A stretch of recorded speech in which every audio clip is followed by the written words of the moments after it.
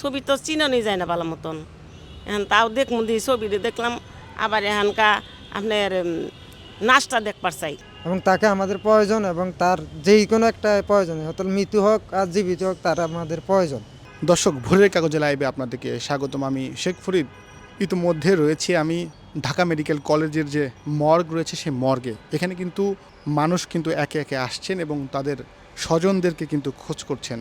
কোটা আন্দোলনকে কেন্দ্র করে বাংলাদেশে যে একটি সহিংসতা হয় এবং সেই সহিংসতায় কিন্তু নিহতের সংখ্যা কিন্তু 600-রও অধিক দাঁড়িয়েছে এবং অনেকেই তাদের যে স্বজন হারিয়েছেন তাদেরকে কিন্তু বিভিন্ন হাসপাতাল থেকে তারা সংগ্রহ করেছেন। আমি যে জায়গাটিতে দাঁড়িয়ে আছি, ঢাকা মেডিকেল কলেজের যে মর্গ রয়েছে, এই মর্গে কিন্তু এখনও 20-এর অধিক লাশ কিন্তু পড়ে আছে।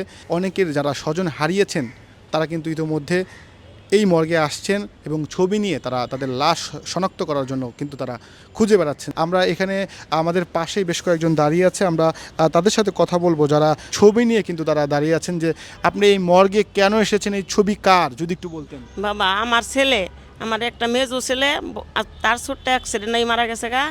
আর এই ছেলেটাই আমার আসিল, বড় ছেলেটা আমার অন্ধ। আমি একাই আইছি, আমি অন্ধ ছেলের টান টান করে আনা পাই নাই। আমি আইছি বাবা, হ্যাঁ আমি আইছি আমার ছেলের জন্য উদ্দেশ্যে। আমি অনেক জন দেখছি পাইনি, এখানকার বাবা আনতে করে এই জায়গায় আমি আইছি, খোঁজ পাইছি বলে ইনো আছে নাচ, নাই তো আজকে আইছি। কি করতেন আপনার ছেলে এবং কতদিন ধরে পান না, কয় তারিখ থেকে পান না? 5 তারিখ থেকে পাইনি। কি 5 তারিখ করতেন? থেকে না পোলা রিক্সা চালাইতো, মনে করেন রিক্সা চালাবার আয়ে পারে নাকি, এমনি আইছে শ্বশুর বাড়ি 1 শুক্রবারে আর 1 শুক্রবারে মনে করেন যে বেড়াইতে আইছে, বেড়াই বুড়ি পরে গাড়ি টাড়ি নিব। এখানকার এই পোলা আর পাইনি। হাসপাতালের মর্গে এসে কি পেলেন? হাসপাতালের মেয়েরকে আয় আপনার দেখতাছি, এখন মনে করেন তো নাচ তো দেখি নেই, ছবি দেখলাম, ছবি তো চিনানি যায় না ভালো মতন। এখন তাও দেখমু দি ছবিতে দেখলাম, আবার এখানকা আপনার নাচটা দেখবার চাই। আমার লাশটা দেখতে চাই, মনের সন্দেহটা আশা। মর্গের লোকজন কি বলল? মগলের লোকজন দেখাইছেই, ছবি দেখাইছে, আর নাচও দেখাইতে চাইতেছে, দেখাবো। সে অপেক্ষা আছেন? হ্যাঁ, সে অবাকায় আছি। আচ্ছা, আপনার পরিবারে আর কে কে আছে? আমার এই ছেলের 2টা মেয়ে আছে আর বউ আছে, এই 3টা। আর আমি হেলা, আমার মনে করেন আমি তো তার মা। এই 4 জন মানুষ আমরা আছি। আমার আর কোনো পুরুষ মানুষ নাই, ছেলেও নাই, মানে আমার স্বামীও নাই। আমার স্বামী ছবি নিয়ে ঘুরছেন, আপনার কি মনে হয় তিনি সংঘর্ষে মারা গেছেন, বা কি মনে হয় আপনার? বাবা এখানকা মারা গেছে করিতে এখন আমরা তালাশ করতেছি, মনেই তো কাইতাছে। যদি পাইতো ভাগ্য বালাই, আমরা নাচ নিয়ে যাবো দেশে। আর যদি না পাইতো বাবা, আমার কহল মন্দই, আমি আর কি করব, দেখেই গেলাম মনের সন্দেহ, এই আশা।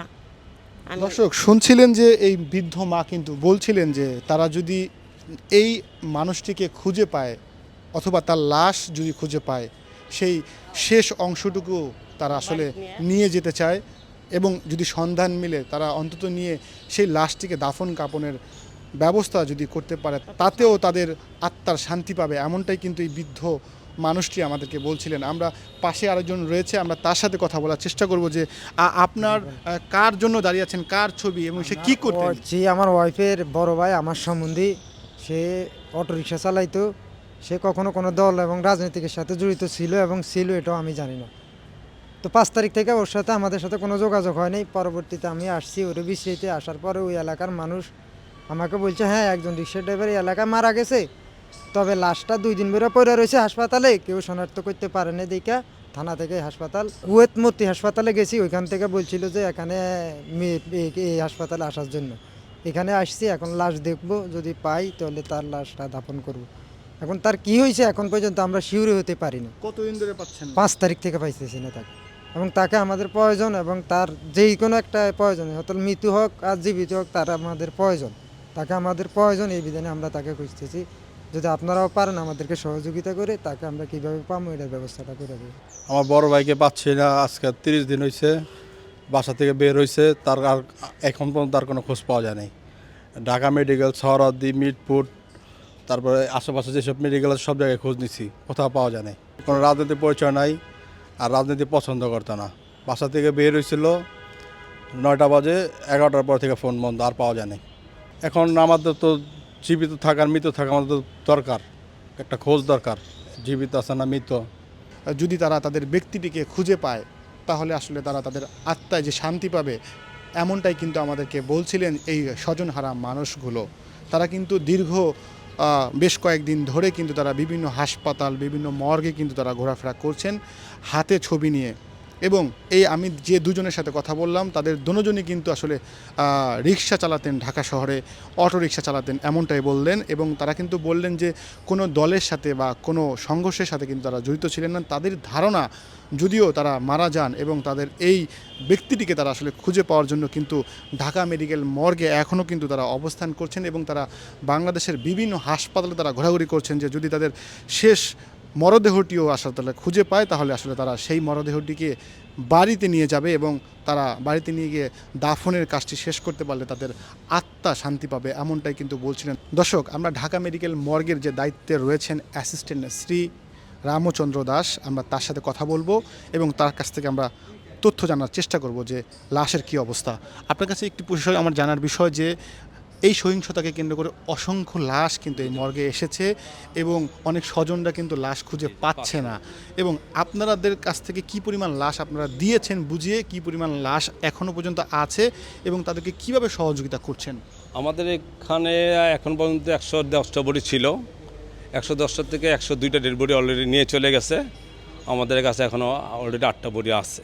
লোকজন আসতেছে, ওনার কাছে দেখাচ্ছে, আমাদের কাছে ছবি আছে, ছবি দেখাচ্ছি, শনাক্ত হচ্ছে, আমরা পুলিশের কাছে পাঠাচ্ছি, পুলিশে একটা লিখিত কাগজ দিচ্ছে, পুলিশের মারফত আমরা হ্যান্ড ওভার করে দিচ্ছি। এখানে অনেক ধরনের লোক আসতেছে দাদা, এই সকাল থেকে আসতেছে, মানে 3-4 দিন ধরেই আসতেছে।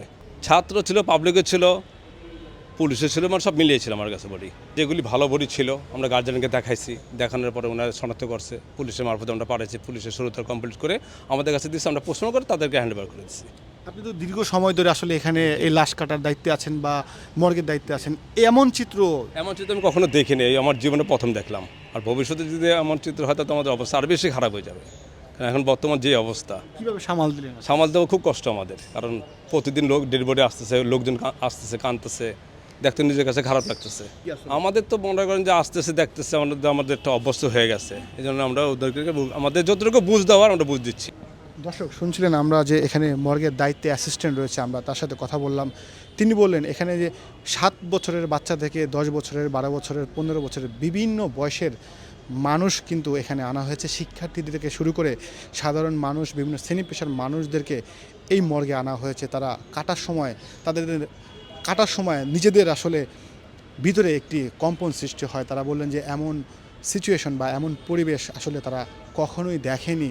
আসলে হৃদয় বিদারক যে পরিবেশ, সেটা কিন্তু তারা এবার কিন্তু এই সংঘর্ষে নিহতদের কাছ থেকে তারা দেখতে পারলেন যে আহাজারি, যে কান্না এবং এই যে লাশের ভিতরে তারা বুলেট এবং নির্মমভাবে যে হত্যার যে চিত্র আসলে তাদের হৃদয়কে নাড়া দিয়েছে।